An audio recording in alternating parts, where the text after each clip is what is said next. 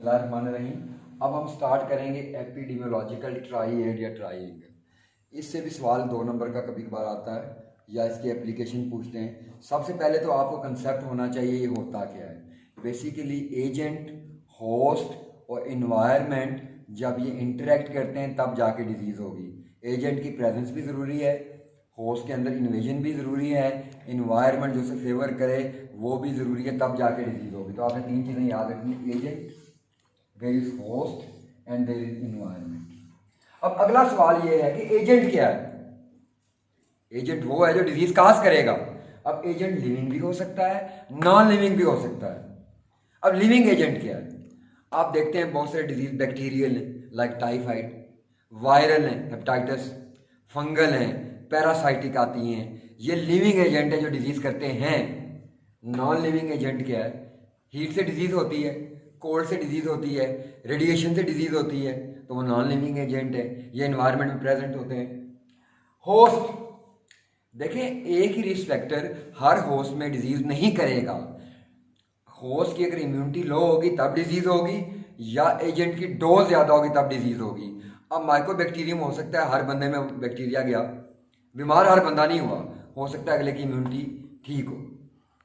Host को disease होती है तो उसके सोशियो डेमोग्राफिक फीचर्स पे डिपेंड करता है, लाइक एज। देखिए बहुत छोटी एज हो, बहुत बड़ी एज हो, इम्यूनिटी कम होती है, डिजीज का चांस ज़्यादा होता है। सर्दियों में देखें निमोनिया बच्चों और बड़ों को ज़्यादा होता है। जेंडर, कोई डिजीज जेंडर स्पेसिफिक है, लाइक आप देखें कार्डियोवास्कुलर डिजीज मेल में ज़्यादा है, डायबिटीज फीमेल में ज़्यादा है, ये तो ज़्यादा और कम है। सर्वाइकल कैंसर होता ही फीमेल में है, ब्रेस्ट कैंसर होता ही फीमेल में है, प्रोस्टेट कैंसर होता ही मेल में है। Genetics, family history, diabetes, hypertension, cardiovascular disease, ये फैमिली हिस्ट्री पे भी डिपेंड करती हैं। Socio economic status, low socio economic status, tuberculosis is very common in low socio economic status. Occupation, occupation का बड़ा लिंक है बहुत सारी डिजीज से। फार्मर है, उसमें फार्मर लंग हो जाएगा, सर्जन को हेपेटाइटिस बी के चांस होते हैं, डॉक्टर्स में स्ट्रेस होने के चांस होते हैं, ऑक्यूपेशन पे भी डिपेंड करता है। तो ये फैक्टर है एजेंट के अंदर जो कि डिजीज काज करवाएंगे, होस्ट के अंदर सॉरी डिजीज काज करवाएंगे। Then there is environment. देखिए एजेंट है, होस्ट है, फीचर्स हैं, बायोटिक सपोर्ट भी तो चाहिए, धक्का भी लगाना है। Environment, physical environment, physical environment देखें गर्मियां हैं, शदीद गर्मियां हैं, टेम्परेचर ज्यादा है, हीट स्ट्रोक, सर्दी, शदीद ठंड, फ्रॉस्टबाइट लाइक सियाचिन। केमिकल, अब लैब में काम कर रहे हैं, एसिड्स बर्न हो जाते हैं। बायोलॉजिकल, फिर आप अगर लेट्स सपोज पीसीआर लैब में काम कर रहे हैं, कोविड के टेस्ट कर रहे हैं, तो आपको वायरस हो सकता है ना। बैक्टीरियल अगर आप कल्चर कर रहे हैं किसी बैक्टीरिया का, वो भी इन्फेक्शन हो सकता है। सो ये तीनों चीज़ें इंटरेक्ट करेंगी, डिजीज करेंगी। क्वेश्चन ही नहीं, एप्लीकेशन। अब पेपर में सवाल आता है जी मीजल्स पे अप्लाई करें, या पहले सिनेरियो देता है बहुत छोटा बच्चा है, रैश है, फीवर है, रैश कान के पीछे से स्टार्ट हुई, बाकी बॉडी पे गई, कॉप्टिक स्पॉट्स हैं, मीजल्स है।